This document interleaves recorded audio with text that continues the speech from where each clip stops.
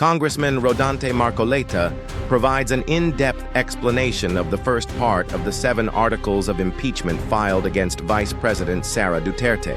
At ang number 1 sa articles na yon ay yung tungkol sa high crimes in contracting an assassin and plotting to murder or assassinate the President, the First Lady, and House Speaker, which as publicly admitted by her in a live broadcast. Ano yung high crime? Kapag ako'y napatay, meron na akong kausap na papatay kay ganito, kay ganyan, at saka kay ganon. Bahala sila, patunayan nila yan. Kasi kung talagang matutuloy yan, pagtatatanungin natin, yung bang pagkakaintindi mo sa high crime? Yung halimbawa, may nagbanta. O sa akin kasi grave threat lang.